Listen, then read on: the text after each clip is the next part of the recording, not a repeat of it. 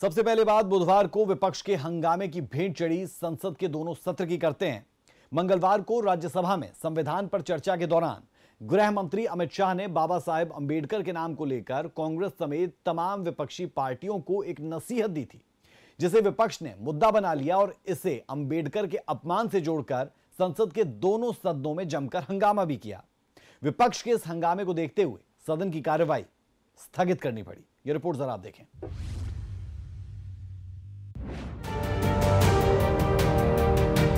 अभी एक फैशन हो गया है, अंबेडकर अंबेडकर अंबेडकर अंबेडकर अंबेडकर अंबेडकर। इतना नाम अगर भगवान का लेते तो 7 जन्मों तक स्वर्ग मिल जाता। हाथों में बाबा साहब अंबेडकर की तस्वीर लेकर कांग्रेस समेत तमाम विपक्षी दलों का ये विरोध प्रदर्शन लोकतंत्र के मंदिर संसद भवन के बाहर की है।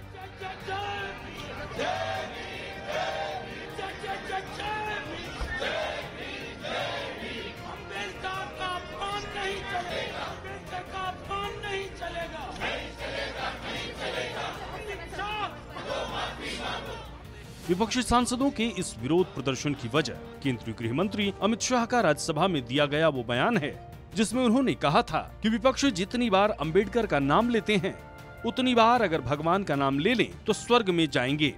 लेकिन सवाल यह है कि अमित शाह ने ऐसा क्यों कहा, तो इसका जवाब आपको अमित शाह का पूरा बयान सुनकर मिल जाएगा। मान्यवर, अभी एक फैशन हो गया है, अंबेडकर अंबेडकर अंबेडकर अंबेडकर अंबेडकर अंबेडकर।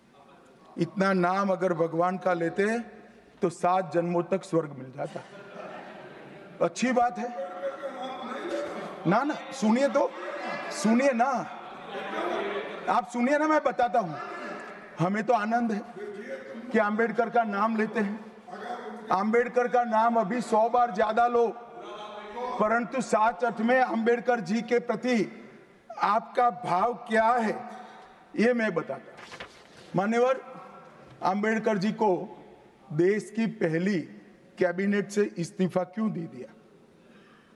अंबेडकर जी ने कई बार कहा कि अनुसूचित जातियों और जनजातियों से हुए व्यवहार से मैं असंतुष्ट हूं, सरकार की विदेश नीति से मैं असहमत हूं और आर्टिकल 370 से मैं असहमत हूं। इसलिए वो छोड़ना चाहते थे। उनको आश्वासन दिया गया, आश्वासन पूरा नहीं हुआ। उन्होंने इग्नोरेंस के चलते इस्तीफा दे दिया और एक श्री BC रॉय ने पत्र लिखा कि अंबेडकर और राजा जी जैसे 2 महानुभाव मंत्रिमंडल छोड़ेंगे तो क्या होगा। तो नेहरू जी ने उनको जवाब में लिखा है, राजा जी के जाने से तो थोड़ा बहुत नुकसान होगा, अंबेडकर के जाने से मंत्रिमंडल कमजोर नहीं होता है। मान्यवर, ये विचार जो खड़गे जी कह रहे हैं ना, क्या आपत्ति है? जिसका विरोध करते हो उसका वोट के लिए नाम देना कितना उचित है? सुना आपने, गृह मंत्री अमित शाह ने किस संदर्भ में बाबा साहब अंबेडकर का जिक्र किया था, लेकिन कांग्रेस समेत तमाम विपक्षी पार्टियों ने इसे मुद्दा बना लिया।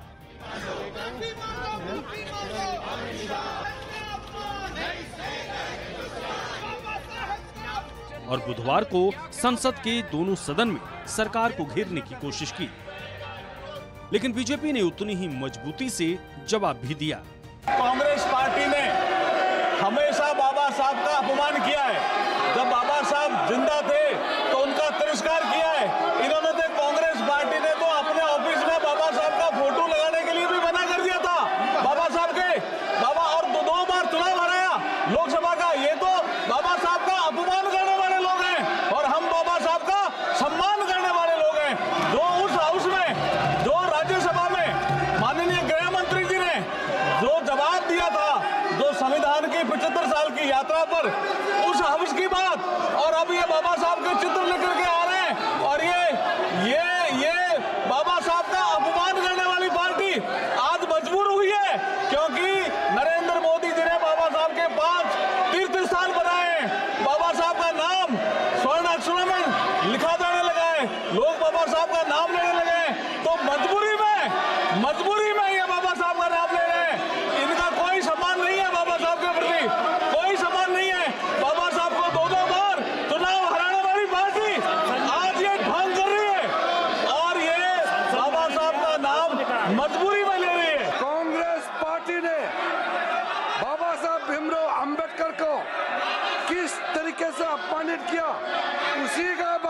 जिक्र किया था।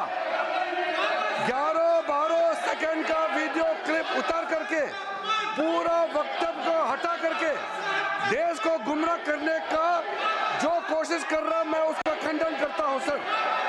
कल गृह मंत्री जी ने बारीकी से कहा कि कांग्रेस पार्टी ने सबसे पहले बाबा साहब भीमराव अंबेडकर को मुंबई में और बाद में विदर्भ में षड्यंत्र तहत चुनाव में हराने का काम किया है। ये आज कांग्रेस पार्टी माफी मांगना चाहे देश को। अंबेडकर दोबारा चुन करके इस सदन में आना चाहता था, कांग्रेस ने आने नहीं दिया, दोबारा हराया, तब से बाबा साहब चुनाव को छोड़ना पड़ा।